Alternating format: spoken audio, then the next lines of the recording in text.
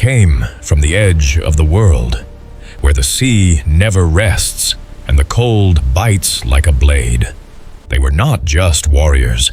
They were explorers, kings, and destroyers of empires, from burning villages in England to the rise of legends like Ragnar Lothbrok.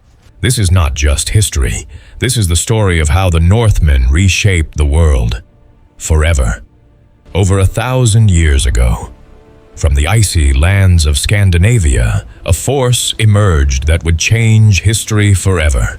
They were called the Vikings, feared across Europe for their raids, respected for their unmatched navigation, and remembered for the legends they left behind. In this complete journey, we will witness the dawn of the Northmen, their brutal raids across the British Isles, the rise of iconic leaders like Ragnar Lothbrok, their clash with powerful kings, and the legacy that still echoes in our modern world. This is the full saga of the Vikings, from myth to empire to immortality. Before they conquered the seas, they conquered their own fears. In the frozen north, young warriors were forged in ice, blood, and fire, destined to become the Vikings who would shake the world. Journey to the frozen lands of Scandinavia, where humble villagers became fierce warriors. Witness the birth of Viking culture, brutal training, devotion to gods, and daring first raids. Before the world knew their name, they mastered survival, courage, and conquest. This is the origin of the Northmen. Chapter 1. Life in the Frozen North. In the far reaches of the world, where winter never truly ends, life is a test of endurance, courage, and cunning. The frozen north was not a place for the weak. Snowdrifts towered over wooden huts, rivers froze solid, and the wind cut through bone and clothing alike. In these harsh lands, survival was a daily battle. Every meal, every fire, every step beyond the village's perimeter demanded skill and strength. Villagers of Scandinavia learned to live with the cold from the moment they could walk. Children carried firewood, hunted small game, and braved the icy forests under the watchful eyes of their elders. It was a land where only the prepared thrived. Mistakes could mean frostbite, starvation, or death. Yet, despite the unforgiving environment, these villages were alive with culture, ritual, and community. The people worshipped their gods, Odin, Thor, and Freya, seeking favor for hunts, harvests, and protection from the elements.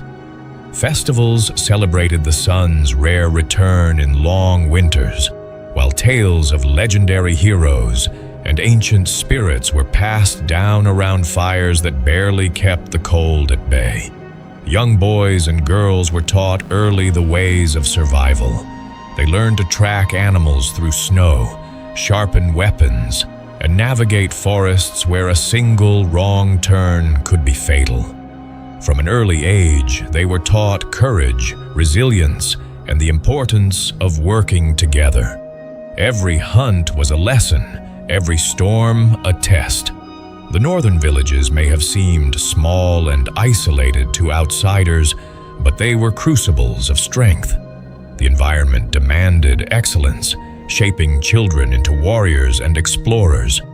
It was here, amidst ice and snow, that the spirit of the Vikings was born. By necessity, the villagers became clever, resourceful, and fearless. Their long ships would later glide across the seas as naturally as they traversed frozen rivers and rocky coastlines. But in these early days, before the raids, before the legends, survival itself was the ultimate challenge. Every sunrise was a victory, every harvest a triumph, and every winter endured a testament to the strength of the northern people. Here, in the frozen forests and icy plains of Scandinavia, the Northmen's story began. a story of resilience, courage, and the indomitable spirit that would one day take them beyond their homeland to shake the world. Chapter 2: The Call of the Gods. In the frozen north, survival was only part of life. The rest belonged to the gods. From their earliest days, young Norsemen were taught that courage alone could not protect them from the harsh world. They needed the favor of Odin, the wisdom of Frigg, the strength of Thor, and the guidance of Freya. Faith was woven into every aspect of daily life. Before a hunt, a raid, or even crossing an icy river, prayers and rituals were performed to secure protection. In longhouses warmed by flickering fires, elders recited sagas of gods and heroes. Tales of Thor's hammer, Odin's sacrifice, and Loki's cunning were more than stories. They were moral codes, lessons in bravery, honor, and cunning. Young boys would listen wide-eyed, learning how their choices could shape not only their own fate, but the fate of their kin. These myths taught them that fear could be mastered, danger confronted, and glory earned. Rituals marked every stage of life: initiations into warriorhood, sacrifices to the gods, and seasonal festivals bound communities together and strengthened the resolve of the youth. Each young Norseman was expected to memorize prayers, honor ancestors, and demonstrate respect for both nature and the unseen forces that governed it.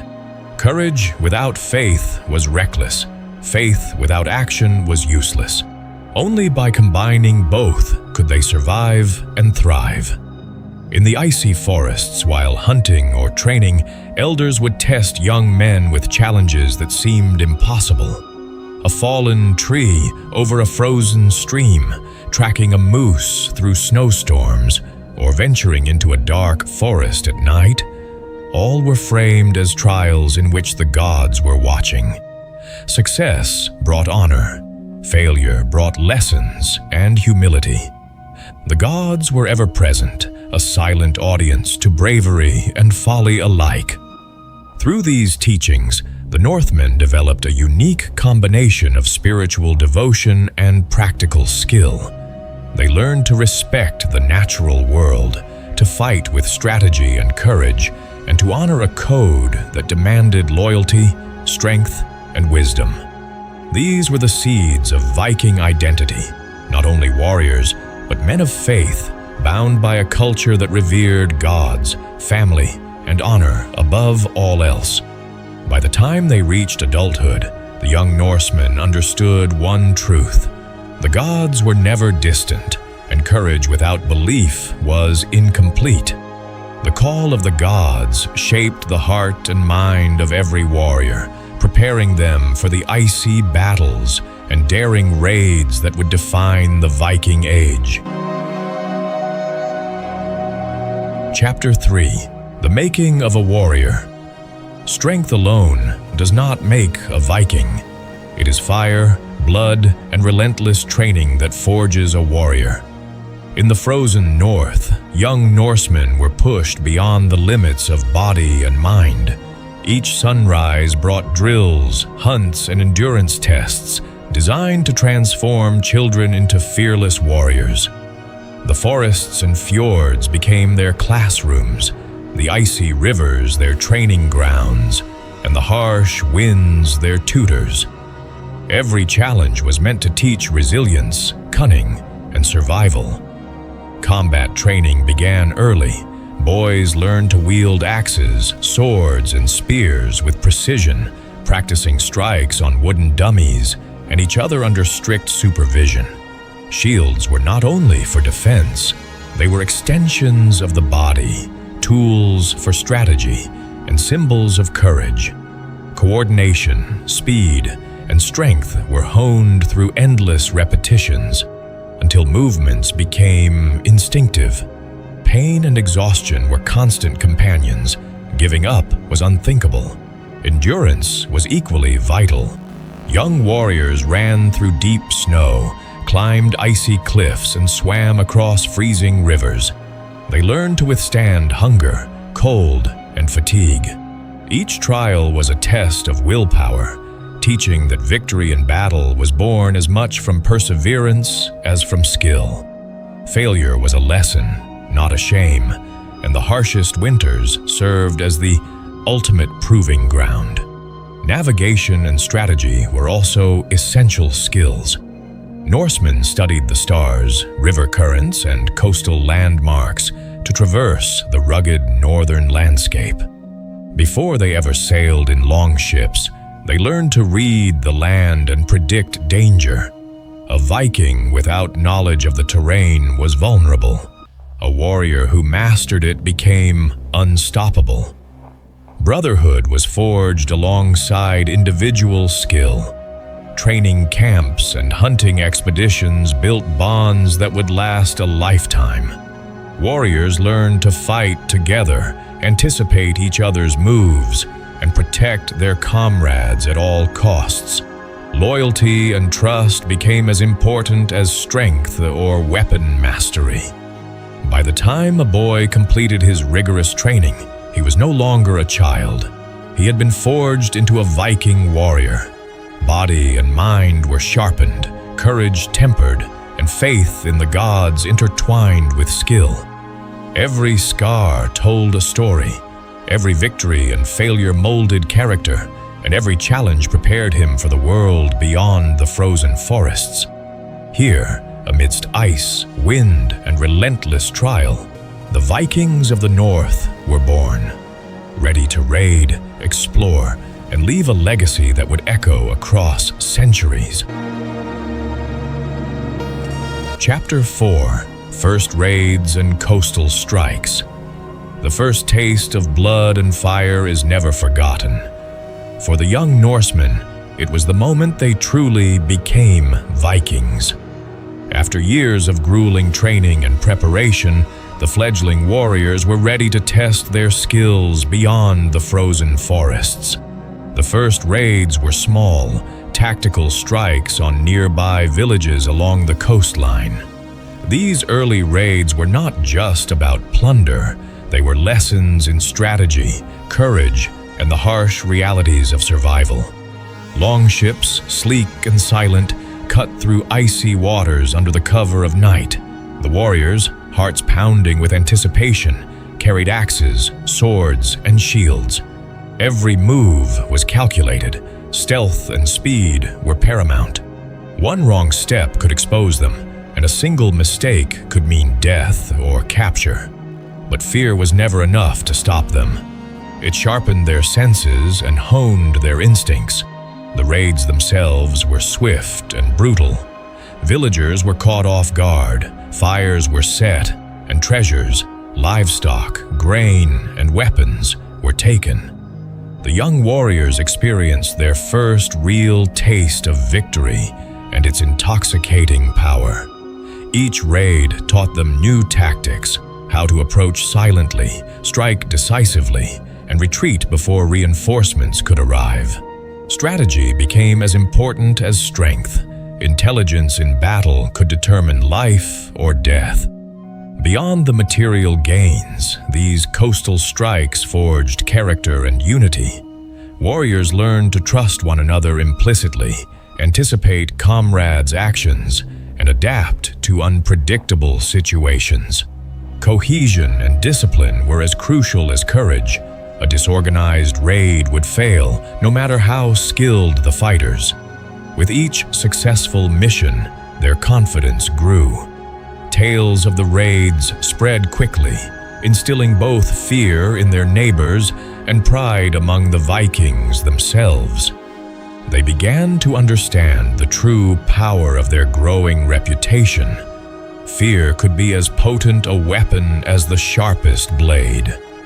Yet, the raids were only the beginning. They revealed the potential for far greater conquests across the seas, hinting at the future that awaited these Northmen. Every strike, every tactical maneuver, every challenge faced on icy shores prepared them for the larger battles and legendary expeditions that would define the Viking Age. Through fire, fear, and the thrill of conquest, the young warriors stepped into their destiny. The frozen north had forged them, the gods had guided them, and now the world beyond their homeland would feel the rise of the Vikings. Chapter 5. Brotherhood of the Longship. No warrior stands alone. On the open seas, survival depends on trust, unity, and an unbreakable bond forged in fire and ice. For the young Norsemen, the longship was more than a vessel. It was a floating crucible where boys became brothers and warriors became legends. Every plank, every oar, every rope demanded coordination. One misstep could capsize the ship, doom the expedition, or cost a life. It was here that the Vikings learned the true meaning of teamwork. Life aboard the longship was relentless. Dawn to dusk, the warriors rowed in unison, muscles burning, sweat freezing on their skin. Some navigated, reading stars and currents, while others maintained weapons, repaired sails, and scanned the horizon for threats. Discipline was absolute. Hesitation could mean disaster. Yet alongside the grueling work, camaraderie flourished. Shared stories, songs, and laughter eased the tension of the journey. Bonds were forged stronger than iron. These early expeditions taught loyalty in its purest form. A warrior defended his brother not out of obligation, but because survival, honor, and glory depended on it. Every raid, every maneuver, every challenge faced on the icy waters reinforced the unspoken oath between these men. Fight together, live together, or die together. The longship was not just transport. It was a school of courage, strategy, and mutual trust. Through storms that threatened to crush their ship, through enemy shores bristling with danger, and through long nights beneath the northern stars, the Northmen learned to rely on one another instinctively. Each crew member knew his role, respected his comrades' strengths, and anticipated their needs before they were spoken. This unity became a weapon as formidable as any sword.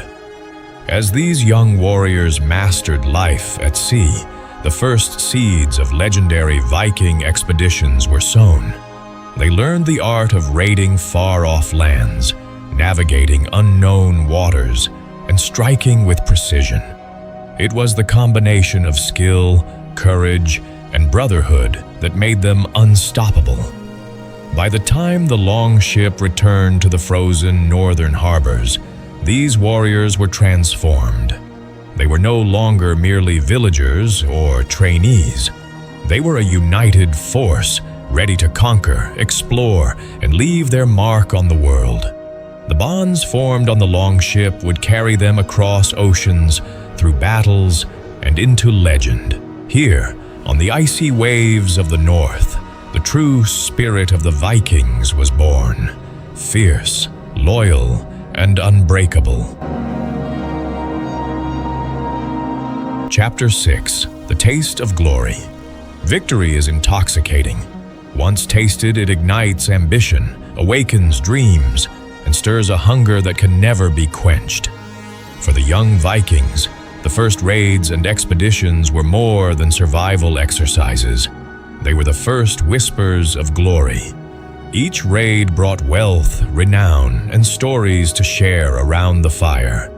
The thrill of conquest surged through their veins, sharpening courage, honing strategy, and fueling dreams of distant lands waiting to be claimed. Word of their victories spread quickly through the villages and coastal towns. Merchants whispered of the audacious Northmen, while neighboring villages trembled at the sound of approaching longships.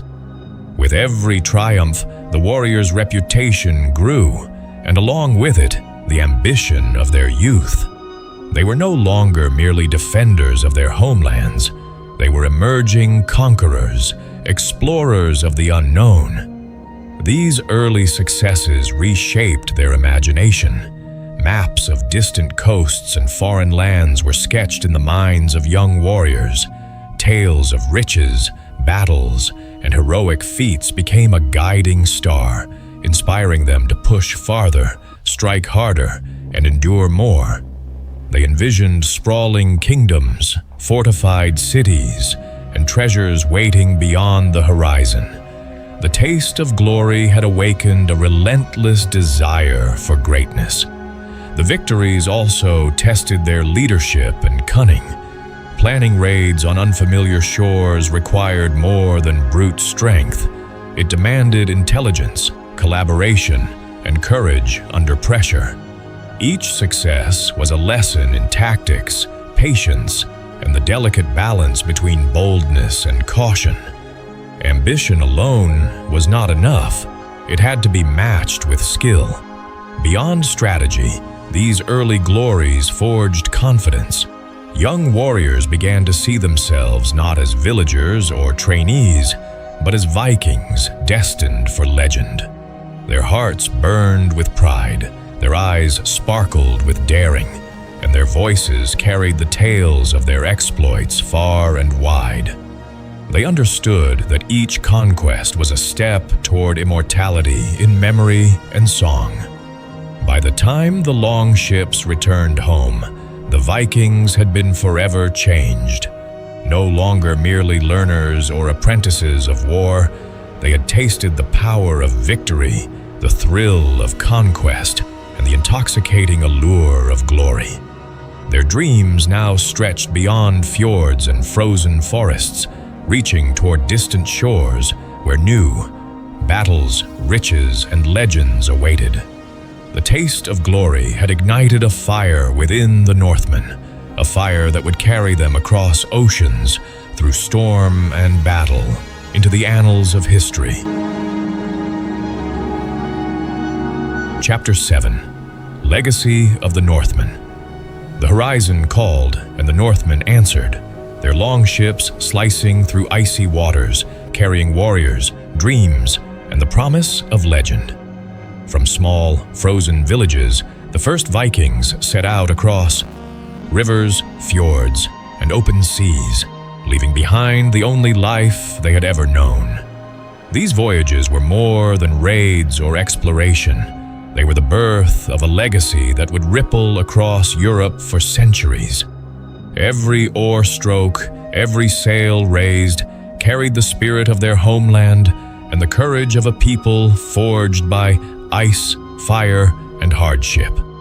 As they reached distant shores, the Vikings' reputation grew like wildfire. Coastal villages and kingdoms trembled at the sight of their long ships appearing from the mist. Yet, their influence went beyond. Fear and plunder. Settlements were established, trade networks expanded, and cultures collided in ways that reshaped the continent. They brought not only destruction, but knowledge, craftsmanship, and the seeds of connection between far-flung lands. The Northmen's legacy was built on more than victories. It was founded on courage, skill, and unity. The bonds formed on long ships endured across generations, teaching that loyalty and teamwork could overcome even the harshest seas and deadliest foes. The young warriors who had once trained in frozen forests now inspired tales that would be told by skalds and historians alike, their feats immortalized in sagas and songs. Through exploration, trade, and conquest, the Vikings left an indelible mark on Europe. Their laws, art, and mythology blended with local cultures, influencing generations far beyond Scandinavia. They were not merely raiders, they were navigators, settlers, and cultural pioneers. Every village taken, every shore mapped, and every challenge faced became a thread in the tapestry of Viking history. Yet, for the first Northmen, the greatest triumph was the spirit they carried within them. The courage born in icy forests, the faith that guided them, the discipline honed through relentless training, and the bonds of brotherhood forged at sea. All of it became a force greater than any army. It propelled them across oceans, into legend, and into history books that would survive millennia. From their humble beginnings in frozen villages to the farthest reaches of Europe, the first Vikings proved that even the harshest lands could produce heroes whose influence would echo for generations. They had conquered not only seas and lands, but destiny itself. The legacy of the Northmen was eternal, a story of courage, adventure, and the unyielding spirit of a people born of ice, fire, and the call of the horizon. When the first Viking longships cut through the cold northern waters and touched the shores of Britain, the silence of the coast was shattered forever. What began as a sudden raid would ignite centuries of fear, legend, and war. Tonight on Midnight Empire, we sail back to the early days of the Viking Age, when fierce Norse warriors first appeared on the shores of the British Isles. In this episode, Raiders of the British Isles, we uncover the moment when Viking longships arrived, and the world of coastal Britain changed forever. Chapter 1. The longships arrive. When their longships touched the shore, the world would never be the same. The sun was just beginning to rise over the misty waters of the North Sea, painting the horizon with streaks of gold and gray. On the calm waves, a dark line appeared, growing steadily larger as it approached the distant coastline. At first, the locals mistook it for a fishing fleet or a group of traders returning home. But those who looked closely would soon understand the truth. These were no ordinary ships. Vikings had arrived. Their longships, sleek and deadly, cut through the water like arrows. The curved prows, adorned with carved dragons and serpents, glinted faintly in the morning light. Each vessel seemed almost alive, rising and falling with the rhythm of the sea, as if the ocean itself bowed to the warriors aboard. Rowers pulled in perfect unison, their oars slicing the waves with mechanical precision, while the taller masts, draped with striped sails, caught the breeze and pushed the fleet swiftly toward the shore. On deck, fierce figures stood silhouetted against the sky. Fur cloaks rippled in the wind, axes glinted, and helmets gleamed, catching the light just enough to signal the danger they carried. There was a quiet intensity among the crew. No words were wasted, no gesture unmeasured. Each man knew his part in the coming chaos, each heartbeat steady but charged with anticipation. Meanwhile, the villages along the coastline slept on, blissfully unaware. Smoke curled lazily from small chimneys. Children played near the shore, and fishermen hauled in nets, humming songs of everyday life. There was no warning, no trumpet, nothing to signal that the peace they had always known was about to be shattered. As the longships drew nearer, a tension settled over the water. The sea itself seemed to hold its breath. Even from a distance, the presence of the Vikings was commanding, almost otherworldly. The villagers, still oblivious, could not imagine the storm of destruction fast approaching. And the Vikings, silent and precise, savored that moment. The final heartbeat before chaos erupted. This was the beginning.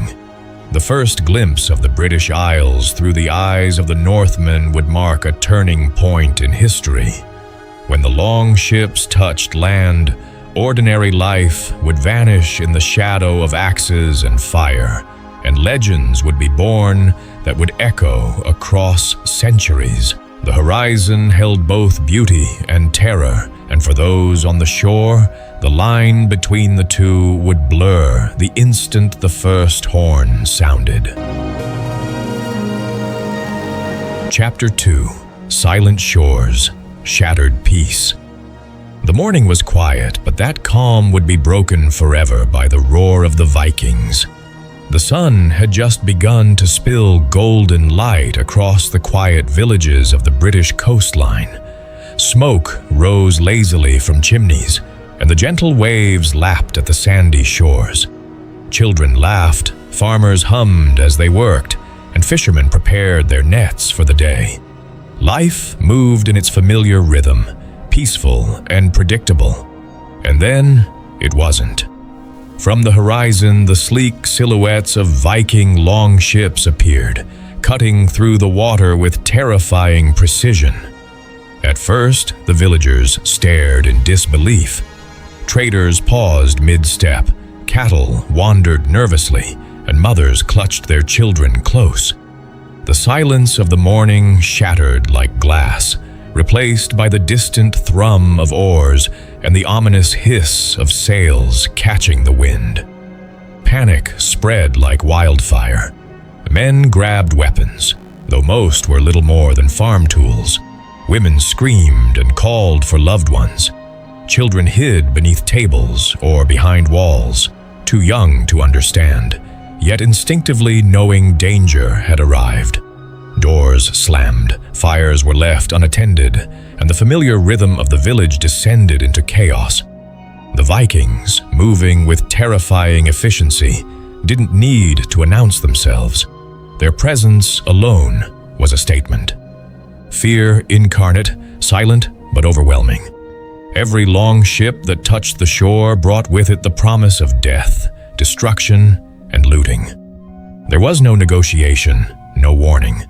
The villagers' world, built over generations, teetered on the edge of ruin within moments. Some tried to resist, wielding rusty swords or sharpened farm tools, but the Norsemen were trained, disciplined, and ruthless. Others froze, paralyzed by the incomprehensible reality that strangers from the sea were about to tear apart everything they knew. Families ran blindly along the shore, attempting to flee, but the longships allowed the Vikings to strike in ways the villagers could never anticipate. Fear hung in the air, thick and suffocating. The cries of the attacked mixed with the roaring winds and the slap of oars against water. Confusion reigned supreme. No one knew where to hide, where to run, or who would survive. The peace of the morning, the security of home, vanished in an instant, leaving only terror and disbelief. This was the new reality. The shores would never again be safe, and the memory of that first raid would haunt generations. The Vikings had arrived, sudden, unstoppable, and unforgettable, leaving a legacy of fear that would echo across the British Isles. Chapter 3: The First Raid. In the blink of an eye, the calm of the coast was swallowed by fire and steel. The morning's mist still clung to the shore when the first Viking longships landed. Rowers leapt from the decks onto the sand, boots sinking into the wet earth. There was no warning, no chance to prepare, only the sudden, chilling realization that the raiders were here, and they meant business. The Vikings moved like shadows, come to life. Axes and swords gleamed in the pale sunlight as they surged through the village streets.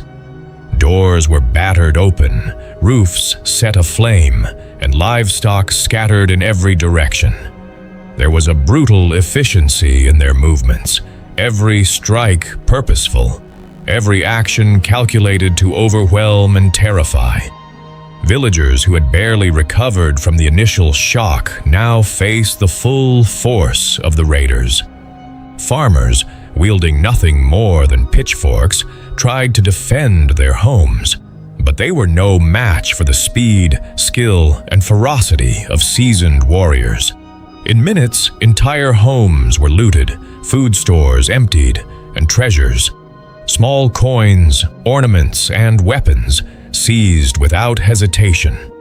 Amid the chaos, the Vikings demonstrated why their raids were feared across the seas. They split into small, precise units, moving quickly between houses and along the coastline. One group would strike the village center, another would secure the docks, and a third would patrol the outer fields. Coordination, surprise, and relentless aggression made them nearly unstoppable. The fire crackled, smoke curled into the sky, and the screams of the villagers echoed across the shore. It was a terrifying spectacle. Ordinary life torn apart by force, yet executed with the cold precision of trained warriors. Every strike was meant to send a message. The Vikings were not here for trade or diplomacy. They came for domination. Even the young warriors among them moved with a practiced brutality, eyes sharp, hearts steady, showing the terrifying confidence instilled by years of preparation and conquest. Loot was gathered, captives were taken, and the longships stood ready to vanish back into the sea the moment the raid was complete. In less than an hour, the quiet village was a smoldering ruin. Smoke rose from rooftops, and the survivors trembled in the shadows, knowing that what had happened today was only the beginning.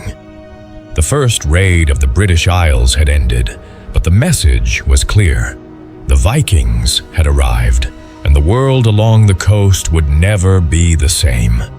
Fear, speed, and ruthless skill had made their mark, a mark that would echo for generations.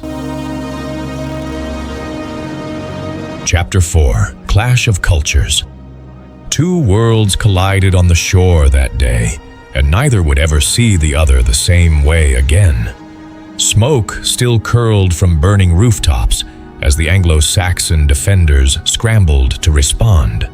Farmers and fishermen, untrained in warfare, hastily grabbed swords, axes, and whatever tools they could find. The roar of the Vikings echoed across the coastline, a chilling anthem of a culture the locals could barely comprehend. The Norsemen moved with practiced precision, their battle cries ringing across the shore. Each swing of an axe, each thrust of a spear, was executed with the confidence of men who had lived by conquest and the sea. Their fur cloaks, horned helmets glinting in the sun, and fierce, unyielding eyes struck terror into the hearts of those who had never faced such warriors. For the Anglo-Saxons, it was a bewildering clash. They fought bravely, some holding their ground against the seasoned raiders, others stumbling in fear. Families huddled behind walls, praying that their homes would be spared.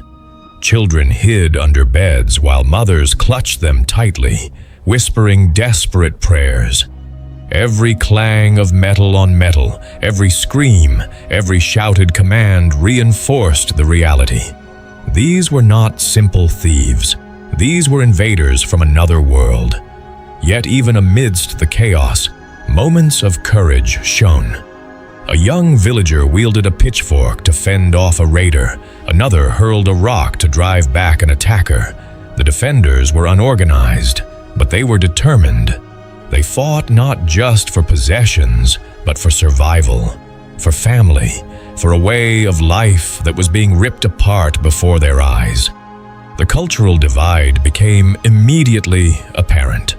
The Vikings, guided by ritual and tradition, saw the raid as both survival and sport, an extension of honor and reputation.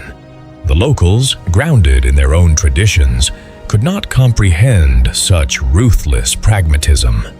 Fear mingled with confusion as the villagers struggled to understand why strangers from across the sea would descend with such merciless intent.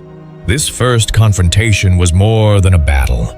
It was a collision of two worlds, one shaped by the harsh seas, the long winters, and the pursuit of glory, the other rooted in community, harvest, and routine. The gap between them was not just tactical, but existential. By the time the sun climbed higher, the clash had ended for the day, leaving devastation in its wake. Villages were scarred, lives upended, and the survivors were forever changed. They had glimpsed a culture unlike their own, one that would haunt their dreams and reshape the shores of the British Isles for generations to come. Chapter 5: Strategies of the Northmen. The Vikings didn't just raid, they orchestrated fear with precision, turning the seas into their battlefield and the coastlines into chessboards. After their first devastating strike, the Norse warriors retreated to their longships, not as fleeing marauders, but as masters of strategy. The longships themselves were weapons, sleek, fast, and capable of navigating both open seas and narrow rivers. With their shallow hulls, they could slide silently up estuaries and creek-laden coastlines, allowing the Vikings to appear where no one expected them. To the locals, these ships seemed almost magical, a force of nature that could strike anywhere at any time. The Vikings studied the lands they sought to raid. Scouts moved quietly along the cliffs and estuaries, mapping villages, observing defenses, and noting river bends that could conceal an ambush. Each raid was meticulously planned. Speed, surprise, and precision were the three pillars of their strategy. Their attacks were never random. They were calculated to maximize terror while minimizing their own risk. Longships allowed rapid deployment, enabling the Northmen to vanish as quickly as they appeared. One moment, a village was burning. The next, the raiders had disappeared into fog or turned upriver, leaving chaos behind. This mobility made them unpredictable, forcing local leaders into a constant state of alert. Coastal settlements quickly learned that walls and gates were almost useless against a foe who could arrive from the sea or vanish before a counterattack could be organized. The Vikings also exploited the element of psychological warfare. Stories of their brutality spread faster than their ships could sail, so the mere rumor of approaching Norsemen would trigger fear, surrender, or flight among unprepared villagers. They understood that fear could be as powerful a weapon as the sword, and they wielded it ruthlessly. Plans for future raids were always in motion. Rivers became secret highways, forests became cover for scouting, and coastlines were cataloged for weaknesses. Every attack was a lesson in adaptation, teaching the Vikings more about the land, the people, and the vulnerabilities of the Anglo-Saxon defenses. Each successful strike ensured that the next would be even more effective. In this way, the Vikings weren't just raiders, they were strategists, combining the raw power of their warriors with the intelligence of planners and the mobility of their ships. The British Isles, once quiet and complacent, would soon learn that the seas belonged to the Northmen, and no village was truly safe from their reach. The first raids were only the beginning, and the strategies of the Vikings would echo along the rivers and coasts for decades to come. Chapter 6: Legends in the Making. When the smoke cleared, it wasn't just villages left in ruins. It was the birth of legends that would echo for centuries. The fires from the Viking raids still smoldered along the coastline, but as the chaos faded, another kind of story began to spread, one that would outlive the destruction itself. The locals spoke in hushed tones of the warriors who arrived from the sea, men who moved like shadows and struck with deadly precision. These were not mere invaders. They were figures larger than life, whose bravery and cunning seemed almost supernatural. Fishermen returning from the rivers recounted how the Vikings leapt from their long ships with the swiftness of wolves, axes swinging, eyes fierce, never hesitating in the face of danger. Farmers described raiders who scaled walls and barged through doors with uncanny agility, as if guided by fate itself. Children whispered of the horned helmets and glinting swords, imagining monsters or gods, unsure which they feared more. Stories spread faster than the wind, moving from village to village, growing with each telling. The tales transformed ordinary warriors into legends. One account would speak of a raider who survived a hail of arrows only to fight down a dozen men alone. Another would describe a cunning ambush along a riverbank that left defenders bewildered and terrified. With every recounting, the Vikings became larger than reality, their courage and ruthlessness entwined into myth.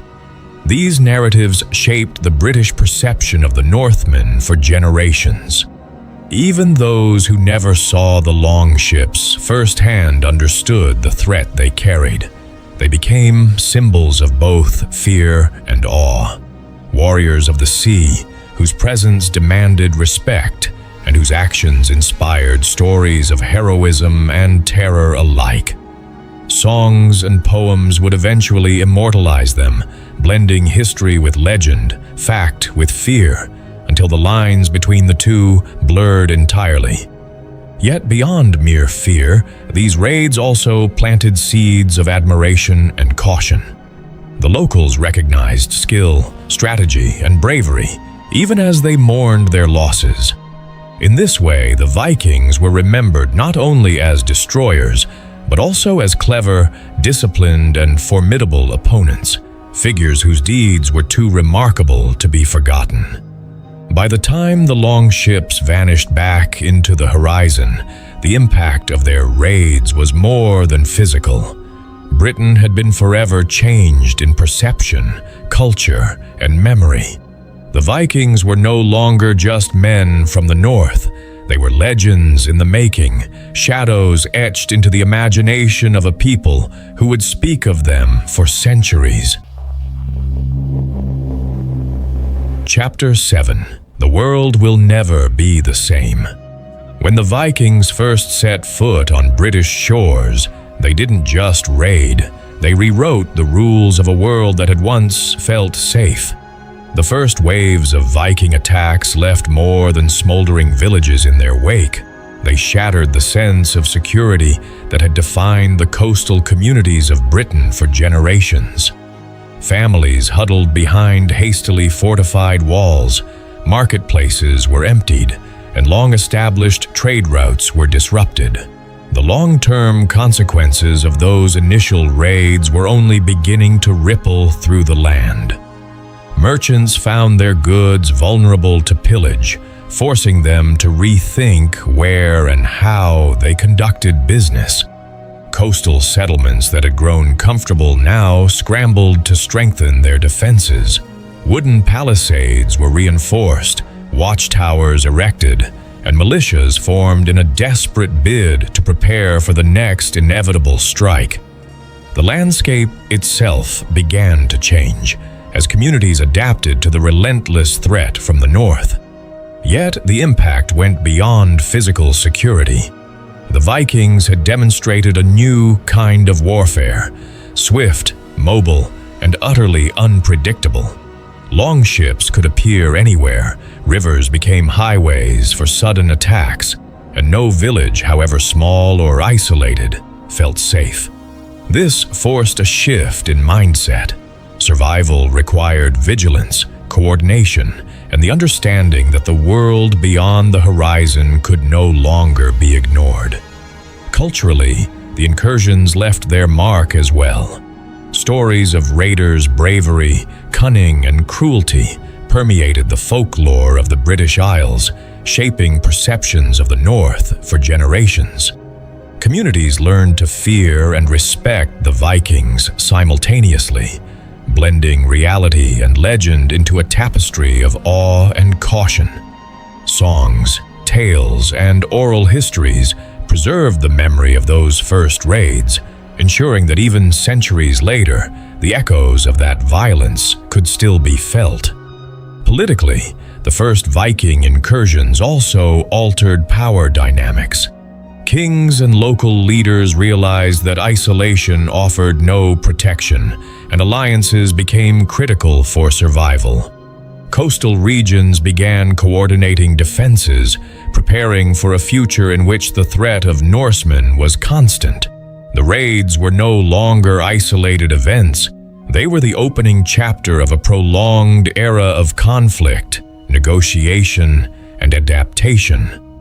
By the time the longships disappeared into the horizon, one thing was clear: the British Isles would never be the same.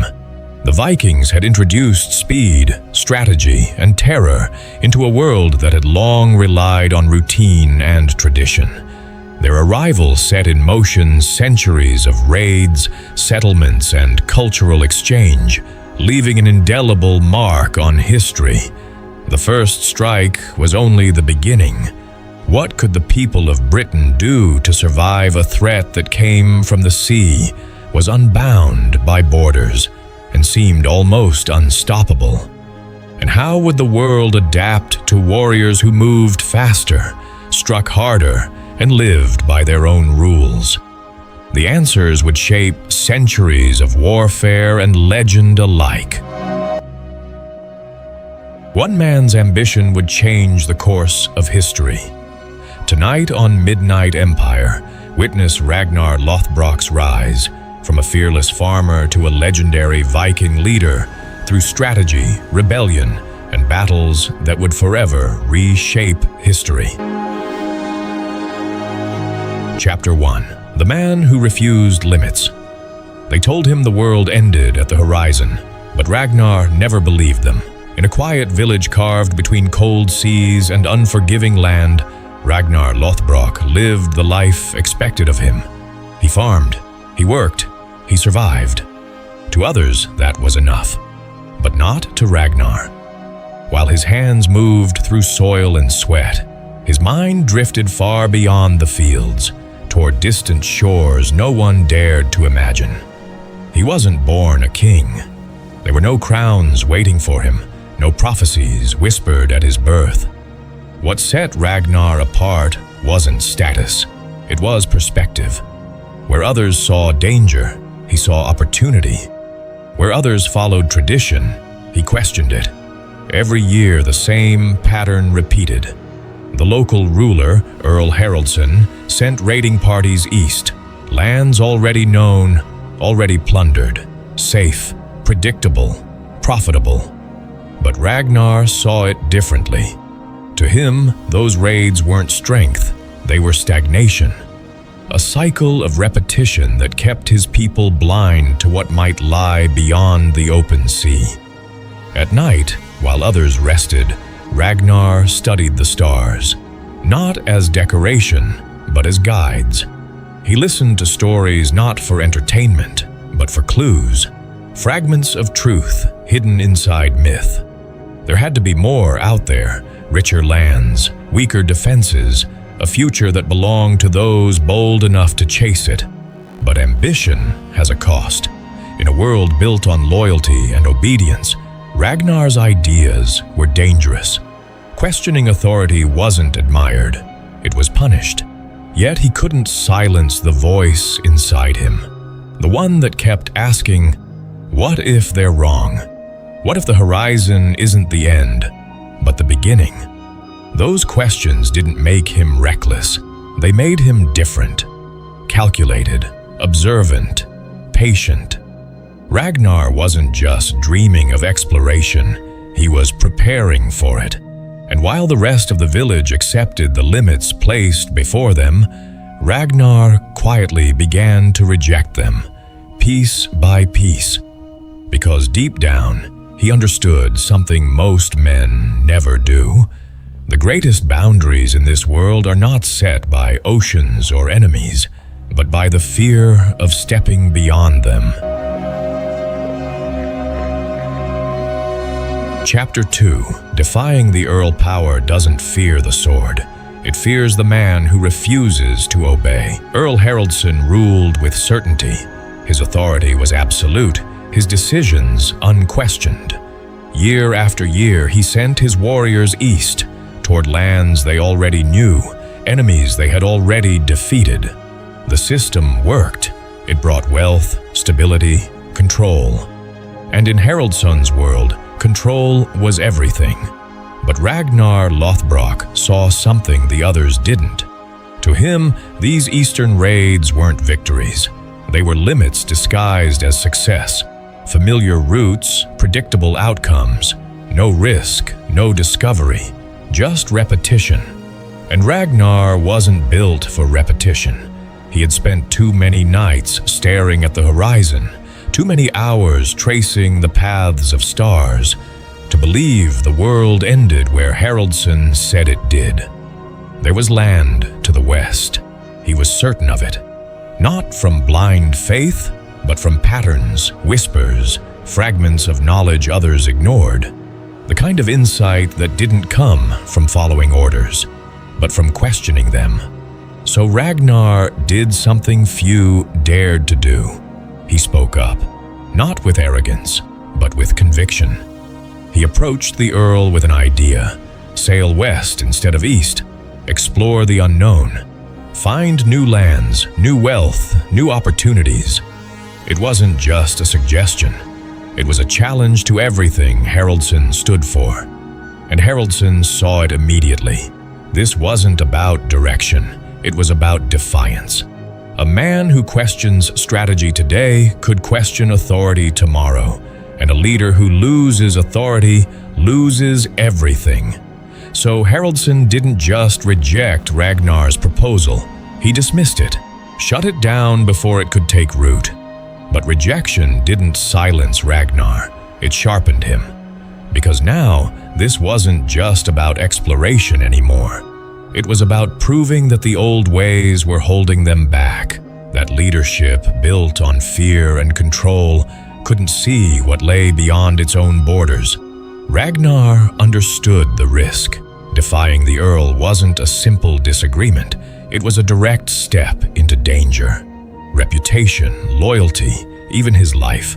All of it now hung in the balance. Still, he didn't back down, because some choices define a man forever, and Ragnar had already made his. He would no longer follow a path he knew was wrong, even if it meant standing alone against the very power that ruled his world. Chapter 3. The Birth of a New Path. Every great leap forward begins with an idea most people call impossible. For Ragnar, the answer wasn't just courage, it was design. If the West truly existed, reaching it would demand more than hope. The open sea was unpredictable, ruthless, and far beyond the shallow coastal routes Viking ships were built to navigate. Traditional long ships were fast and reliable, but they hugged the shoreline. They weren't made for deep waters, where the horizon swallowed direction and storms rose without warning. Ragnar knew that to change the path, he first had to change the vessel. That's where Floki came in. Floki wasn't just a shipbuilder, he was something else entirely. Eccentric, obsessive, a man who didn't see wood and nails, but possibilities. Where others built what had always worked, Floki imagined what had never been tried. And Ragnar saw in him not just a craftsman, but a partner in defiance. Together they began to shape something different. This ship wouldn't follow the coast. It would challenge the open sea. Its design was lighter, more flexible, built to ride waves instead of resisting them. A stronger keel for stability, a sail crafted to harness shifting winds. Every detail mattered, because out there would be no second chances. But innovation comes with doubt.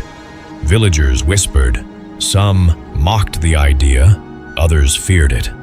A ship meant to sail into the unknown didn't inspire confidence. It sounded like a death sentence. Even those closest to Ragnar questioned whether this was ambition or madness. Floki, however, never wavered. To him, this wasn't just construction. It was creation, something almost spiritual, as if the gods themselves were guiding his hands. And Ragnar? He believed in the outcome, not because it was safe, but because it was necessary. Piece by piece, the ship took form, and with it, something else began to rise. Belief. Not the kind that comes from certainty, but the kind forged in risk. The understanding that progress demands sacrifice, that to discover something new, you must first be willing to leave everything familiar behind. This wasn't just a vessel, it was a statement, a declaration that the limits set by fear, tradition, and authority could be broken, not by force, but by vision. And as the ship touched water for the first time, rocking gently against the tide, Ragnar knew this moment wasn't just about where it could go, but about everything it would change. Chapter 4. The First Raid to the West. The moment you sail beyond the known world, there's no turning back. The shoreline faded behind them, swallowed by distance and doubt. Ahead, nothing but open water, no maps, no guarantees, just wind, waves, and a belief strong enough to carry them forward. Ragnar stood at the front of the ship, eyes fixed on the horizon. Around him, a small crew, loyal but not without fear. These weren't just warriors anymore. They were pioneers stepping into uncertainty. Every creak of the wood, every shift of the sea, reminded them how far they had gone from everything familiar. Days passed, then more. The ocean tested them in ways no battlefield ever could. Storms rolled in without warning, crashing against the hull like they were trying to erase the very idea of this journey. Supplies grew tight.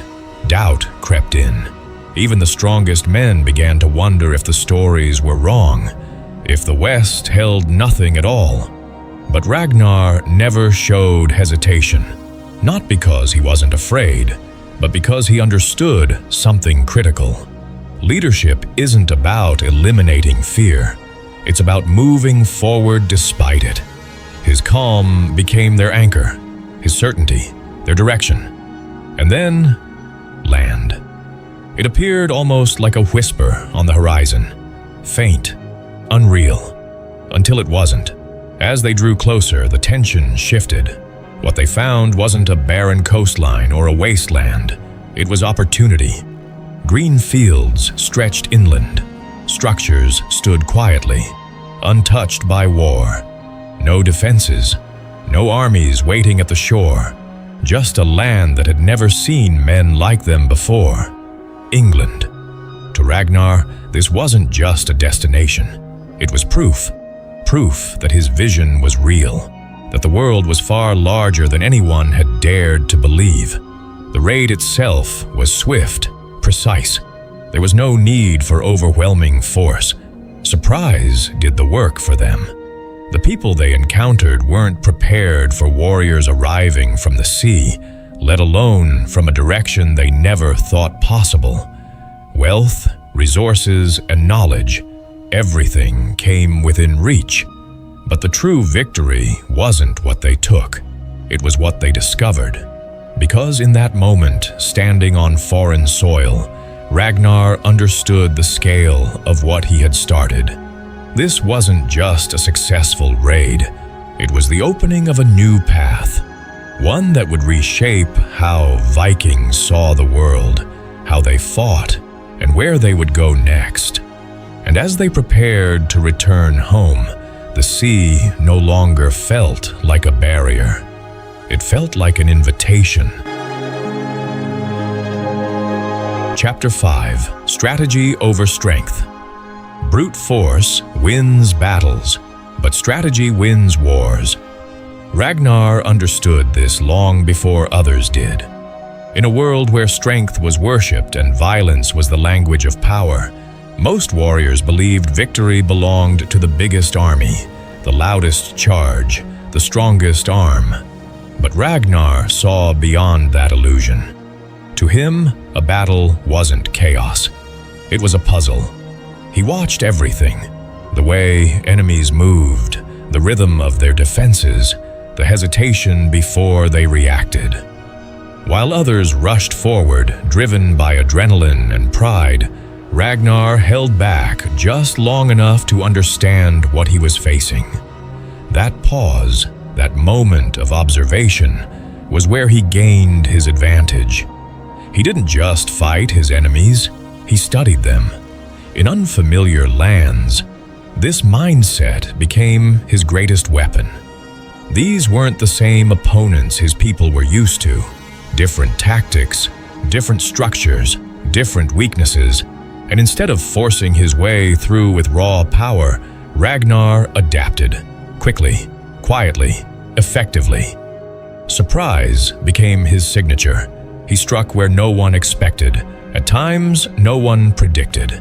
His attacks felt less like battles and more like disruptions, breaking patterns before they could even form. By the time his enemies understood what was happening, it was already too late. But strategy isn't just about outsmarting the enemy, it's about leading your own men. Ragnar knew that fear spreads fast in uncertain situations, so he replaced it with clarity. His plans were simple, precise, and purposeful. Every man knew his role. Every move had intent. That kind of leadership didn't just build trust, it built confidence. And confident warriors fight differently, more focused, more controlled, more dangerous. Still, this approach wasn't without resistance. Many saw it as hesitation, as weakness. Charging headfirst into battle was the Viking way. It was honor. Ragnar's calculated style challenged that belief. It forced others to rethink what strength really meant, and slowly they began to see it. Because results don't lie. Each successful raid, each victory against the odds, reinforced the same truth. Intelligence wasn't the opposite of strength. It was its evolution. Ragnar wasn't changing how battles were fought. He was changing how they were understood. And in doing so, he wasn't just leading men into victory. He was reshaping what it meant to be a warrior. Chapter 6: Rise Against Power. Power rarely falls on its own. It has to be challenged. By now, Ragnar's success was impossible to ignore. The West had proven him right. Wealth had returned with him. Stories had spread. And with every victory, something else grew stronger. His influence. That was the real threat. Earl Haraldson didn't fear the raids. He feared what Ragnar represented. A man who had been right when the Earl was wrong. A man people were starting to listen to. Instead of him. Tension turned into suspicion. Suspicion turned into quiet hostility. Ragnar felt it. In the way he was watched. In the silence that followed his name. In the growing distance between himself and the authority that once seemed untouchable. This wasn't just a personal conflict anymore. It was a collision between two ways of thinking. Haraldson ruled through control, tight, rigid, unchallenged. Order was maintained by limiting risk and suppressing dissent. It was a system built to protect power, not to expand it. Ragnar was the opposite. He believed in movement, in change, in pushing beyond what was known. His actions had already exposed the limits of Haraldsson's rule. And once people see a better path, they start to question the old one. That's when things become dangerous. The breaking point came not with words, but with action. accusations, betrayals, lines that could no longer be ignored. What had been tension beneath the surface finally erupted into open conflict. There was no avoiding it now. Ragnar wasn't just defying the Earl. He was confronting the entire system that held power in place. The clash was inevitable, and it was brutal. Not just because of the violence, but because of what it represented. This wasn't a battle between strangers. It was a fight between men who once shared the same world, now divided by vision and belief. Ragnar didn't step into it as a reckless challenger. He stepped in prepared. Every decision he had made, every risk he had taken, had led to this moment. And when the dust settled, the outcome was clear. Haraldsson's grip on power was broken. But Ragnar didn't celebrate, because victory came with weight, with consequence, with responsibility. He was no longer the man questioning authority from the outside. Now, he was the one holding it. No crown had been handed to him. No title had defined him. But something had changed, permanently. Ragnar Lothbrok had risen, not just through strength or defiance, but by proving he could lead where others could not. Chapter 7: A Legend Begins. Legends are not born in silence. They are forged in the echoes of victory and fear. At first, it was just a name whispered among survivors along distant shores, a warning carried by merchants, a story repeated by frightened voices in foreign halls. They came from the sea, they said, led by a man who sees what others cannot. Ragnar Lothbrok. What began as a farmer's dream had now become something far larger than any one man could control. His victories did not stay confined to the lands he raided. They traveled across villages, across kingdoms, across oceans. Each encounter added another layer to his growing reputation, each story slightly different, but all pointing to the same truth. A new kind of leader had emerged from the north. Not just a warrior, a strategist, a visionary, a force that arrived without warning and left without predictability. In some places, his name was spoken with anger, in others with disbelief, but everywhere it carried weight. People began preparing for threats they had never faced before. Kings who once dismissed the North as distant and irrelevant now watched the seas with unease. Because Ragnar had changed the rules, he had proven that distance offered no protection, that the sea was not a barrier but a highway, and that those willing to challenge the unknown could reshape the known world. Yet behind the growing legend was something quieter. Ragnar himself. He did not see glory in the way others described it. He saw consequence. Every victory brought more expectation. Every success widened the path he now had to walk. The man who once dreamed of discovery was now bound to the impact of his own ambition. And still, he moved forward, not because he wanted fame, but because he could not return to limitation. The world had expanded for him in a way that could never be reversed. The horizon was no longer a boundary. It was an invitation that kept calling him farther, deeper, beyond what anyone considered possible. And so the story continued, not as a tale of one raid, or one leader, or one decision, but as the beginning of something much greater, a shift in history. A turning point written not by kings or empires, but by a man who refused to accept the world as it was. From that moment on, Ragnar Lothbrok was no longer just a man. He was a legend in motion. They didn't just fight for land. They fought to become legends, while kings betrayed kings, and enemies became allies in a war where loyalty meant nothing.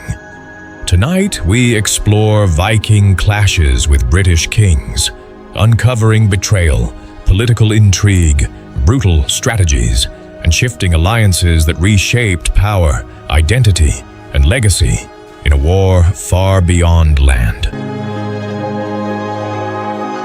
Chapter 1: A Divided Kingdom. Before the Vikings ever set foot on British soil, the greatest threat to the kings of England was each other. The land was not a single nation. It was a fractured mosaic of power. Wessex, Mercia, Northumbria, East Anglia, each ruled by men who wore crowns, but trusted no one. Borders were unstable, alliances were temporary, and ambition burned hotter than loyalty. Every king believed he was destined to rule them all, yet none could secure it. Inside dimly lit halls, beneath banners and flickering firelight, rulers gathered not as brothers, but as rivals forced into uneasy conversations. Words were measured, promises were hollow. Behind every handshake, there was suspicion. Behind every smile, calculation. A king in Wessex might speak of unity, but his armies were always ready. In Mercia, strategies were drawn not just against invaders, but against neighboring kingdoms. Northumbria, powerful yet volatile, was often torn apart by internal conflict, its throne as unstable as the alliances surrounding it. This was not peace. It was a pause between betrayals. Nobles whispered in corridors, plotting futures that rarely included their current king. Advisors shifted loyalties when it suited them. Even within a single court, factions formed, each one waiting for the right moment to rise. Power was not inherited, it was taken, and often lost just as quickly. And while these kings argued over borders, taxes, and titles, something far more dangerous was already on the horizon. The seas to the north were restless, but the kings didn't see it. At least, not yet. Their focus remained locked on one another, blind to the storm that was gathering beyond their shores. They fortified their towns, trained their soldiers, and prepared for wars they understood. Against enemies they could predict. That was their greatest weakness, because the coming threat would not follow their rules. It would not respect their borders, and it would not wait for them to unite. In a land divided by pride and poisoned by distrust, the stage was already set, not for a simple invasion, but for a complete transformation of power itself. And when the Vikings finally arrived, they wouldn't just face kings, they would face a kingdom already broken. Chapter 2: The Northern Storm Arrives. They came without warning. No banners on the horizon, no messengers at the gates, only shadows on the sea that turned into fire on the shore. At first, it felt like a rumor, whispers carried by frightened villagers, stories of tall, pale warriors arriving in strange ships, striking without mercy, and vanishing just as quickly. But rumors don't leave monasteries in ashes. Rumors don't silence entire towns overnight. These were not ordinary raiders. The Vikings moved with a precision that defied expectation. Their longships, sleek, fast, and terrifyingly efficient, cut through rivers as easily as open sea, allowing them to strike deep inland where no enemy had ever reached before. There were no drawn-out sieges, no formal declarations of war. Just sudden violence, calculated, controlled, and devastating. They chose their targets carefully. Wealthy monasteries, poorly defended settlements, strategic trade points, places where resistance would be minimal, but impact would be maximum. Gold, silver, food, and slaves, taken in moments. Resistance was crushed before it could even organize, and then they were gone. For the kings of Britain, this was something entirely new. Their armies were trained for set-piece battles, shield walls clashing on open fields, wars announced and fought within understood rules. But the Vikings didn't follow those rules. They rewrote them. Panic began to spread faster than the raids themselves. Coastal villages abandoned their homes. Monks prayed behind locked doors that could not stop axes. Messengers rode tirelessly between kingdoms, each report more alarming than the last. But confusion reigned. Where would the Vikings strike next? How do you defend against an enemy that refuses to stay and fight? How do you protect a kingdom when the battlefield could be anywhere? Some kings dismissed the threat at first, seeing it as nothing more than scattered piracy. A problem for another region, another ruler, a mistake that would cost them dearly. Because this was not chaos, this was strategy. Every raid was a message, every victory a test. The Vikings were learning the land, studying its weaknesses, probing its defenses. What began as swift attacks would soon evolve into something far more dangerous. They were not just visitors from the north. They were the beginning of a storm that Britain was never prepared to face.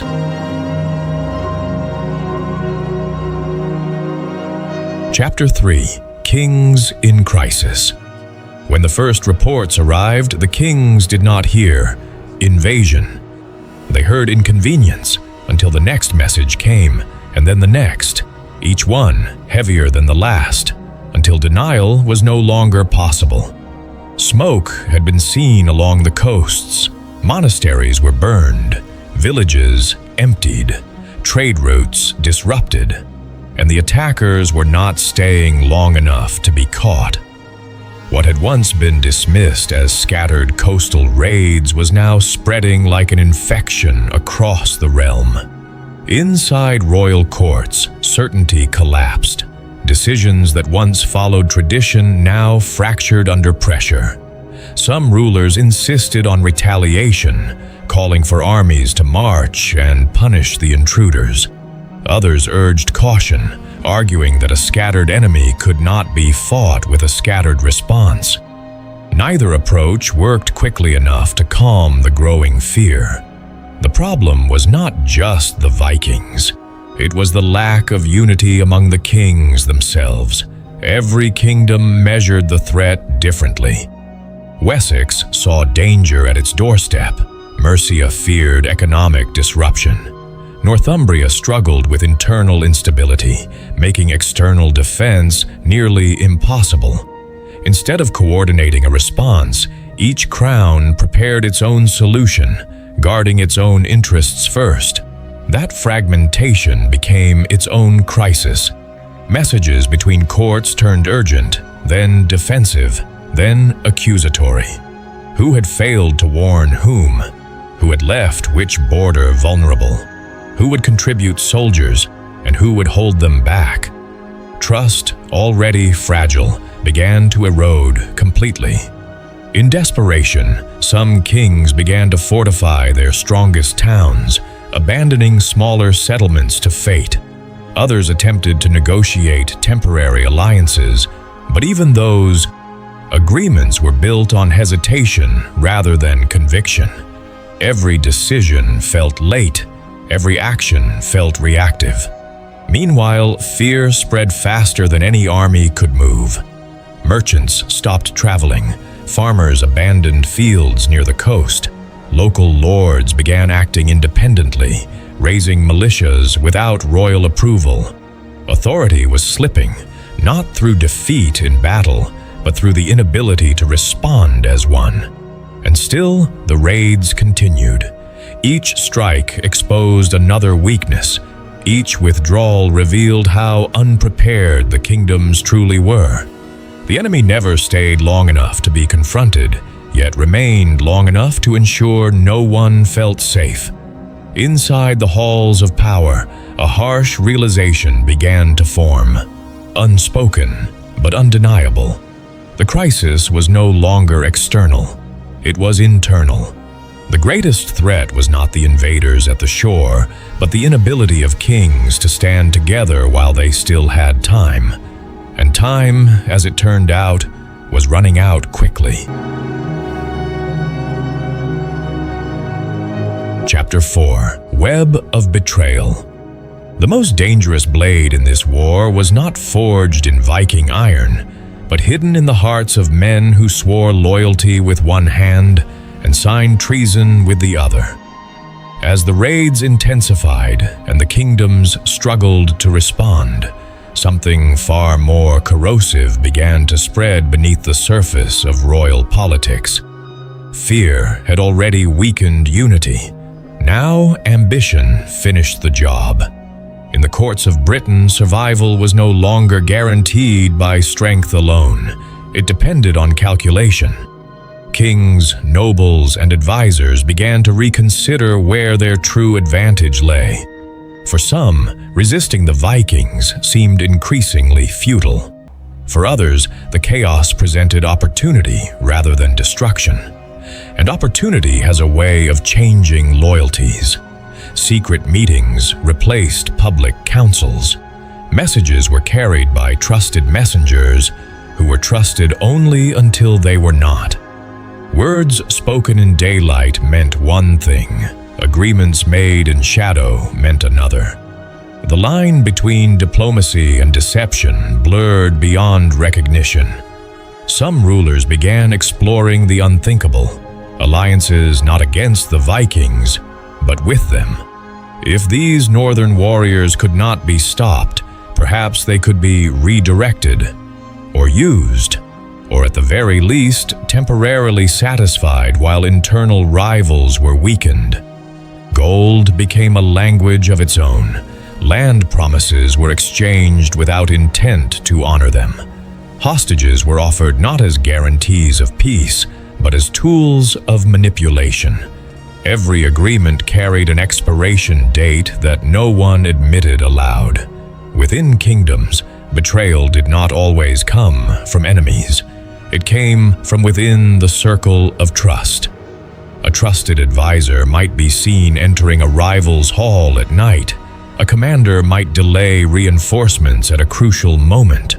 A noble might misinterpret orders just enough to shift the outcome of a conflict. Even kings were not immune. Suspicion reached the throne itself. Some rulers began purging their courts preemptively, eliminating perceived traitors before evidence could even be confirmed. In doing so, they often created more enemies than they removed. The Viking presence, once viewed as the central threat, had become a catalyst rather than the source of instability. They exposed fractures that already existed and widened them with every raid, every withdrawal, every unanswered attack. Trust, once broken, did not simply disappear. It turned into strategy. And in that transformation, Britain was no longer just defending against invaders from the sea. It was entangled in a deeper war, one fought in whispers, sealed in secret agreements, and paid for in betrayal. No kingdom could stand firmly when its foundation had begun to shift from loyalty to leverage. Chapter 5: Masters of War. When steel met strategy on the blood-soaked fields of Britain, it became clear. This was no longer a war of brute force. It was a war of minds, where survival belonged only to those who could think faster than death itself. The Vikings did not arrive as chaotic raiders as many had first believed. With every passing season, their methods sharpened. What began as sudden coastal strikes evolved into deliberate campaigns shaped by intelligence, timing, and psychological pressure. They studied terrain the way others studied scripture. Rivers were not obstacles, they were highways. Forests were not barriers, they were cover for disappearance and return. Their greatest advantage was unpredictability. No fortress could be fully secured when the enemy refused to follow patterns. One week they would strike monasteries. The next, they would appear deep inland, where no warning had traveled fast enough. By the time armies assembled, the Vikings were already gone, leaving only ash and confusion behind.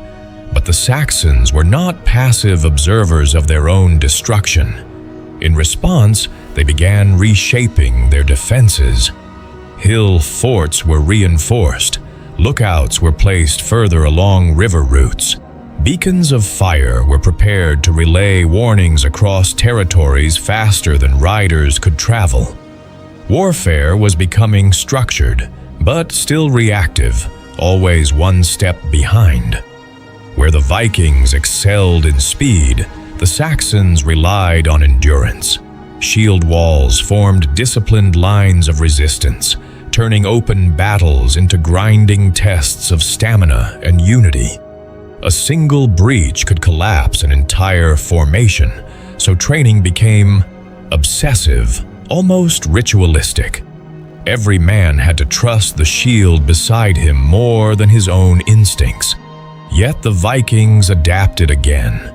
They learned when to engage directly and when to retreat deliberately, luring opponents into overextension. Feigned withdrawals turned into deadly traps.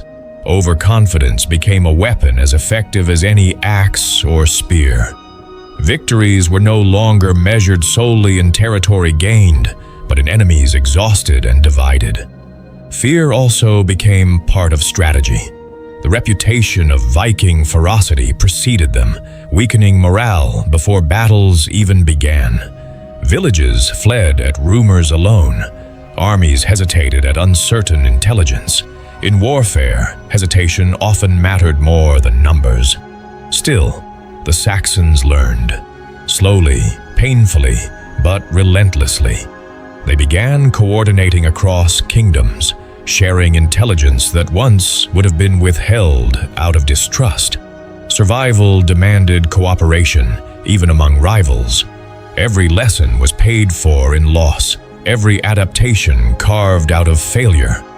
In this evolving battlefield, neither side held permanent dominance.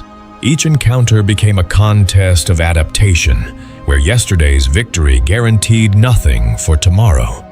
And so the war transformed once again, not into a simple clash of armies, but into an ongoing duel of strategy and instinct, where only the most adaptable would endure long enough to shape what came next. Chapter 6: Allies and Enemies. In a war where yesterday's enemy could become today's ally, and today's ally could become tomorrow's executioner, trust was no longer a principle. It was a weapon pointed in every direction. By this stage of the conflict, the lines between friend and foe had blurred beyond recognition.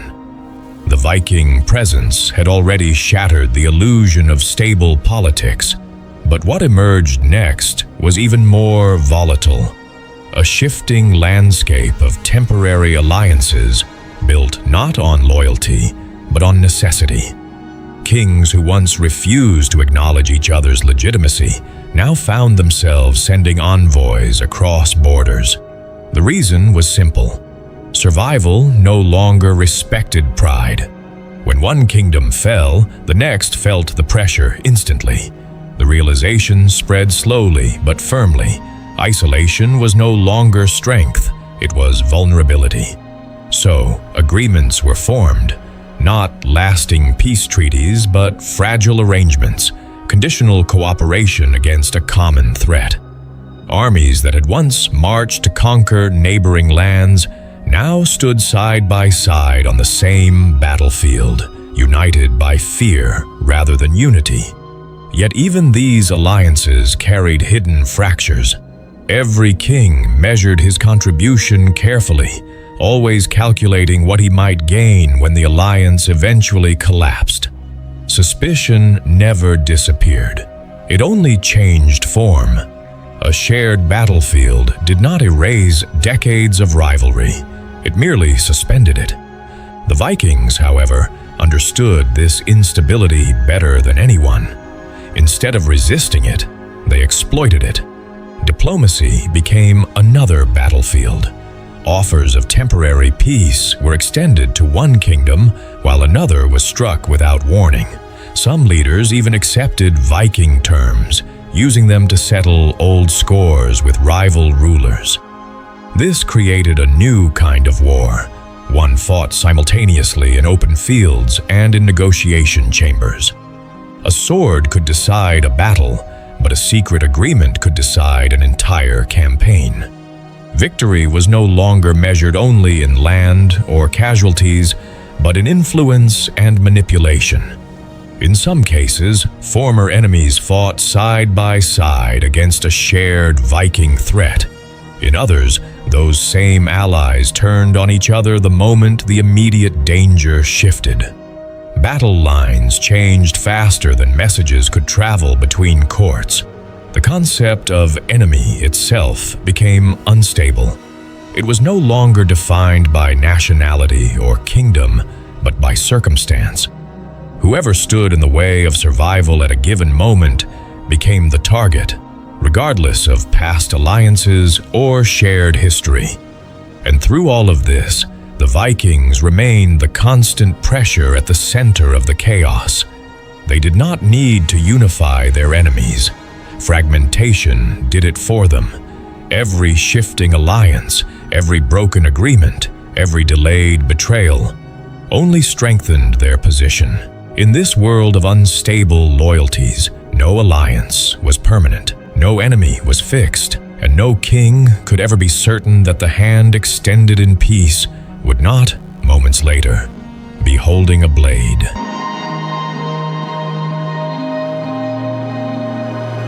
Chapter 7. War for Legend. When the smoke of centuries begins to settle, history does not remember who fought the hardest. It remembers who refused to disappear. By the time the conflict reached its final phase, Britain was no longer the same fractured land it had been at the beginning of the Viking arrival. Kingdoms had been reshaped, rebuilt, and in some cases erased entirely. What remained was not a return to stability, but a new reality forged through relentless pressure. The Vikings were no longer just raiders from distant seas. They had become settlers, rulers, and permanent forces within the political landscape. What began as raids evolved into settlements, and settlements evolved into influence.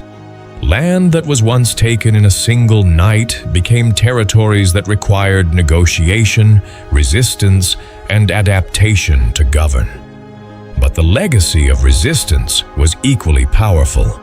The Saxon kingdoms, forced into survival mode, had learned to unify in ways previously thought impossible. Coordination between rulers improved, military structures became more organized, and strategic thinking replaced reactionary panic. The war had not only destroyed, it had forged. Yet the true outcome of this conflict was not measured in borders alone. It was measured in identity. Viking culture and Anglo-Saxon traditions began to merge in unexpected ways. Language absorbed new expressions. Trade expanded across former battle lines. Even governance adapted, blending harsh northern pragmatism with established royal structures. The conflict had created not just winners and losers, but a new civilization shaped by both. Still, beneath every treaty and every settlement lay the memory of violence. No agreement erased the years of betrayal, shifting alliances, and burned kingdoms. Instead, they became the foundation of future caution. Every ruler who followed inherited not just land, but lessons written in blood. And in the end, the war was remembered not for a single decisive victory, but for its transformation of an entire era. It proved that power is not static. It moves, adapts, and survives in forms no one can fully predict. The Vikings did not simply invade a kingdom, they entered a fractured world and left behind something entirely different from what they found. And that is why this conflict was never just about land. It was about legend, written by those who survived long enough to be remembered.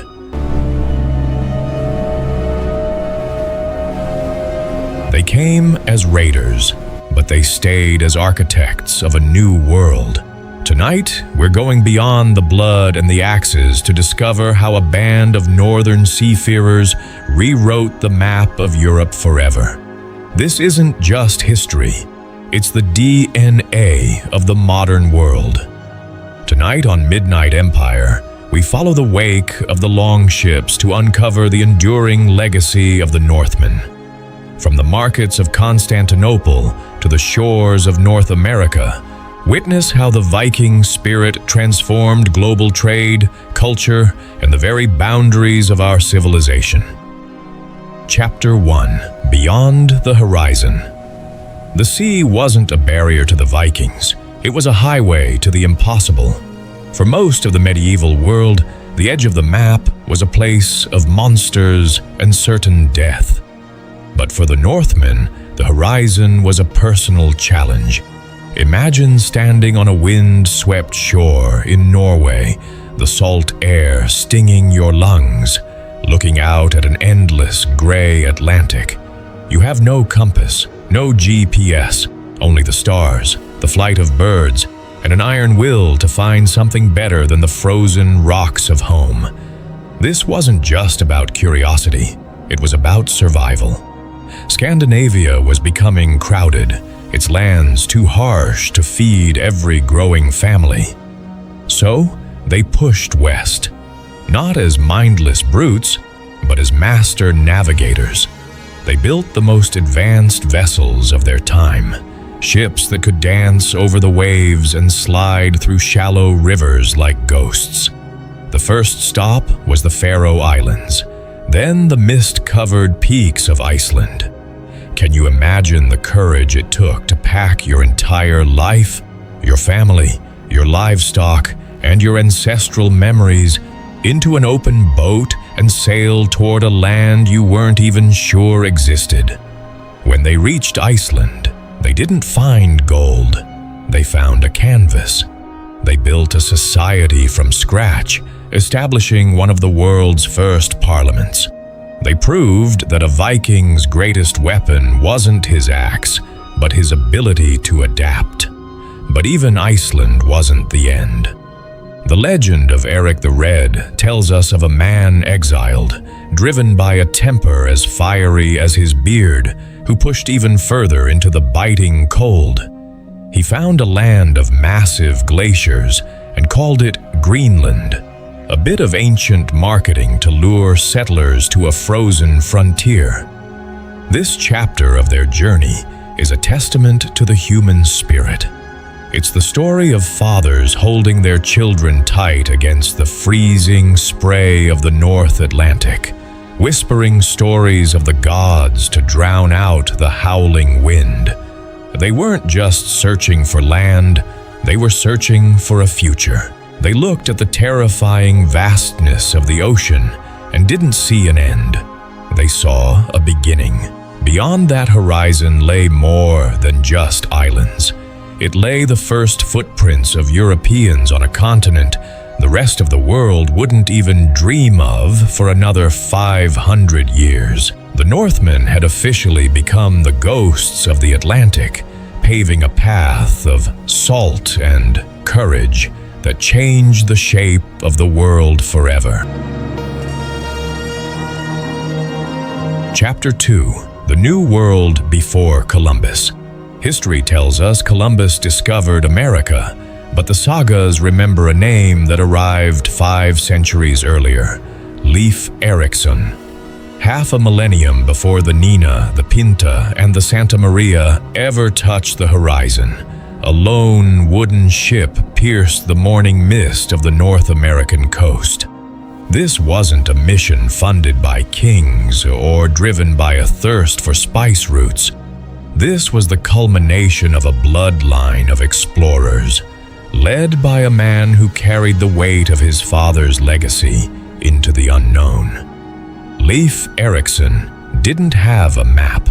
He had something more powerful: the whispered stories of a sailor blown off course and a relentless hunger to see what lay in the shadows of the West. When his keel finally scraped the sands of what we now know as Newfoundland, Canada, the world shifted on its axis, even if the world didn't know it yet. He called it Vinland, the land of wine. Not because of gold or temples, but because of the wild grapes and lush greenery that promised a life away from the brutal, treeless winters of Greenland. For a brief moment in time, the old world and the new world shook hands. Imagine the silence of those ancient forests being broken, for the very first time, by the sound of Norse iron hitting timber. But this wasn't an easy conquest. It was a fragile existence. These men and women were thousands of miles from home, separated by a ferocious ocean that could swallow a ship in a heartbeat. They built small timber houses, sat around peat fires, and looked out at a landscape that felt both like paradise and a graveyard. They encountered the indigenous people, the first meeting of two cultures that had evolved on opposite sides of the globe. The emotion of this chapter isn't just in the discovery, it's in the isolation. It's the haunting realization that they were the only Europeans on an entire continent, a tiny speck of Norse culture, surrounded by a wilderness that felt infinite. Eventually, the distance became too great, and the settlements were abandoned to the wind and the waves. For centuries, this story was dismissed as a myth, a bedtime story told in smoky, Icelandic halls.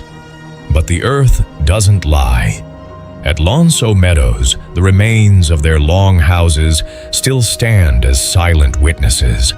They remind us that the spirit of the North didn't just reach the edge of the world, it crossed it. They were the first, the bravest, and the most forgotten architects of the American story. Chapter 3: Silk and Silver. The Viking spirit wasn't just forged in the fire of battle, it was polished in the glittering markets of the East. While their brothers were pushing west into the silence of the Atlantic, another breed of Northmen turned their prows toward the rising sun. They didn't see the vast river systems of Eastern Europe as obstacles. They saw them as veins of gold. From the Baltic Sea, they hauled their massive ships over land, mud, and muscle, connecting the cold north to the beating heart of the world's most sophisticated civilizations. This is the story of the Rus, the Vikings who rode down the Volga and the Dnieper until the horizon finally opened to reveal something they had never imagined: the golden domes of Constantinople and the sprawling bazaars of Baghdad. Imagine a young Norseman who grew up in a hut made of earth and timber, suddenly standing amidst the marble pillars of the Hagia Sophia. The air didn't smell like salt and pine anymore. It smelled of incense, exotic spices, and the heavy, intoxicating scent of musk. They traded the only things they had: thick furs of fox and sable, and honey from the deep woods. In exchange, they received the two things that would redefine Norse status forever: silk and silver. For a Viking, silver wasn't just currency. It was tangible proof of his travels and his worth. They didn't care about the faces of foreign kings stamped on the coins. They cared about the weight. They wore their wealth in heavy silver arm rings, and when they needed to pay for a meal or a blade, they simply hacked a piece of silver off their own wrist. But silk? Silk was pure magic. It was a fabric so light it felt like a breeze, yet so vibrant it made the dull, gray winters of Scandinavia bearable. This era transformed the savage raider into a cosmopolitan traveler. They became the Varangian Guard, the elite, axe-wielding bodyguards of the Byzantine emperor, men who were trusted more than the emperor's own kin. The emotion here is found in the meeting of two worlds that should have never touched. It's in the eyes of a Viking warrior looking at a silk tapestry, realizing that the world was far larger and more beautiful than he had ever been told. They brought the East back to the North, stitching the silver of Baghdad and the silk of the Orient into the very fabric of Norse culture. The Northmen weren't just warriors anymore. They were the bridge between empires.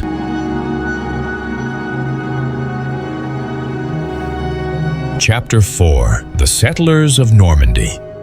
Sometimes, the greatest conquest isn't burning a kingdom to the ground. It's becoming the foundation upon which it stands. For decades, the Seine River was a scar on the heart of France, a gateway for the Northmen to bring fire and steel to the gates of Paris. But in the year 911, the cycle of violence met a man whose ambition was too big for a longship. His name was Rollo. He was a giant of a man, so large, legend says, that no horse could carry him. But Rollo didn't just want to loot, he wanted to belong. In a move that shocked the medieval world, the French king Charles the Simple didn't reach for his sword, he reached for a treaty. He offered Rollo a massive stretch of northern land in exchange for protection and loyalty.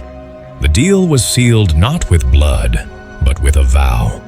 These fierce warriors of the North laid down their torches, picked up the plow, and transformed the lush valleys of France into a new home. They called it Normandy, the land of the Northmen.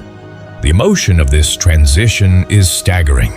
Imagine a generation of men who lived by the blade, now watching their children speak a new language and pray in stone cathedrals instead of oak groves. They didn't just occupy the land, they absorbed it. They married local women, blended their Norse grit with Frankish sophistication, and in doing so, they created a new identity. They were no longer just Vikings, they were Normans. But don't let the peace fool you.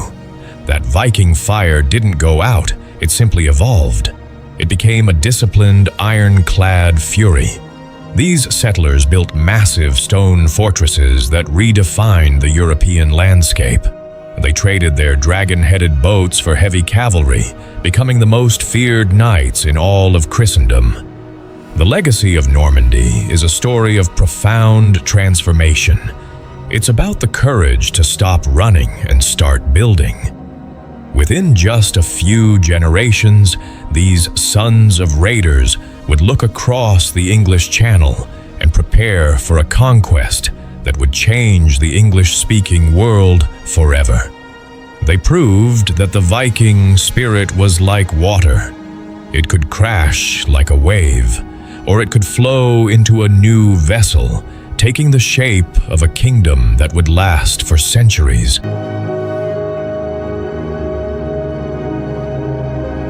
Chapter 5: Echoes in the Language.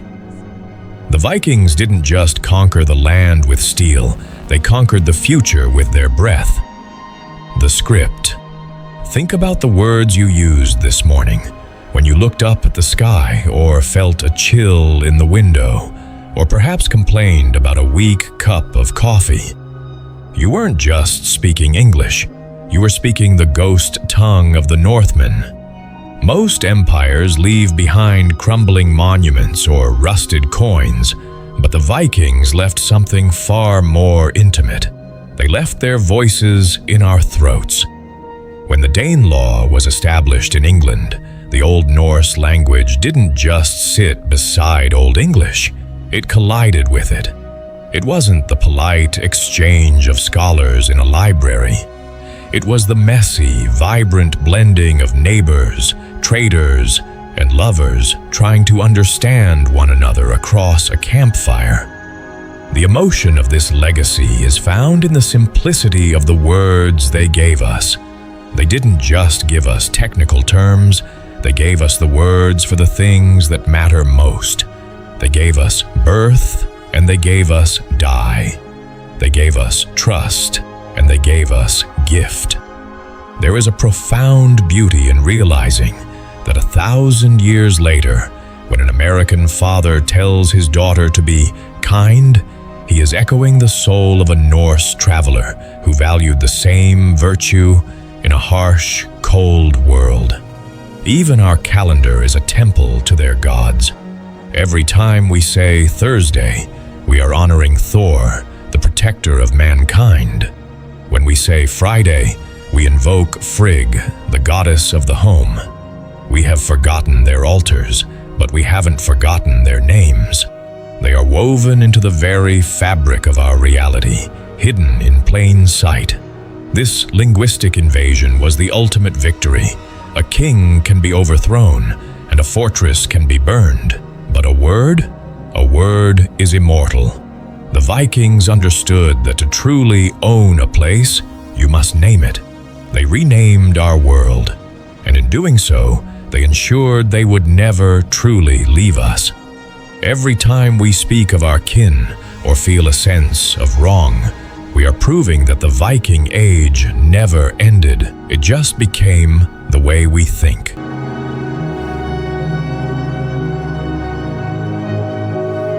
Chapter 6: Gods of the Modern Era. The ancient temples of Scandinavia may have fallen, but its gods have found a new home in the neon glow of our silver screens. 1,000 years ago, a Norse traveler would sit by a flickering fire and tell tales of a one-eyed wanderer seeking wisdom or a red-bearded god wielding a hammer of thunder. Today, we do the exact same thing. Only our campfire is the cinematic glow of a movie theater, and our storytellers are the giants of Hollywood. The transition of the Norse gods from sacred myths to modern icons is one of the most successful cultural resurrections in human history. Odin, Thor, and Loki didn't die out like the gods of many other lost civilizations. Instead, they waited in the shadows of our collective imagination, ready to be reborn for a world that still craves heroes who are flawed, relatable, and human. The emotion of this chapter lies in why we still love them. Unlike the distant, perfect deities of other traditions, the Norse gods were vulnerable. They could feel pain, they could fail, and most importantly, they knew that eventually, even they would face their end at Ragnarok. This humanity is what resonates so deeply with a modern American audience. When we see Thor struggling with his worthiness or Loki's desperate search for identity, we aren't just watching a superhero movie. We are watching ancient psychological archetypes that have survived since the Viking Age. But it's more than just Marvel movies. Their influence is the backbone of the fantasy genre. Without the Norse Alfar and Divergar, there would be no elves or dwarves in Tolkien's Middle-earth. Every time you play a fantasy video game or read a high-stakes epic, you are walking through a landscape built by the dreams of the Northmen. We have turned their apocalypse into our entertainment and their sacrifices into our inspiration. In doing so, we have given them a version of the immortality they always sought. They don't live in Valhalla anymore. They live in our art, our music, and our stories. They remind us that while empires fall and languages evolve, the human need for myth is eternal. The gods of the North haven't just survived. They've conquered the modern world's imagination.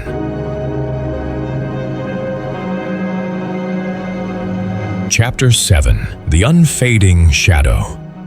The Viking Age didn't end with a surrender.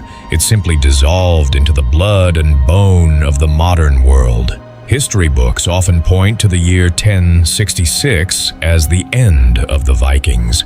But history books rarely understand the resilience of the human soul. You cannot kill a spirit that has already crossed the Atlantic, traded in the markets of Baghdad, and rewritten the languages of kings. The Northmen didn't vanish into the mist. They became us.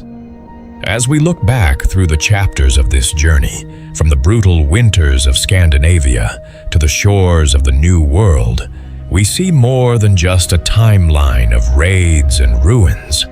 We see the blueprint of the modern adventurer, that restless American spirit, the one that pushes us to explore the stars and reinvent who we are, is the direct descendant of the men and women who sat in those longships, staring at a horizon they couldn't see.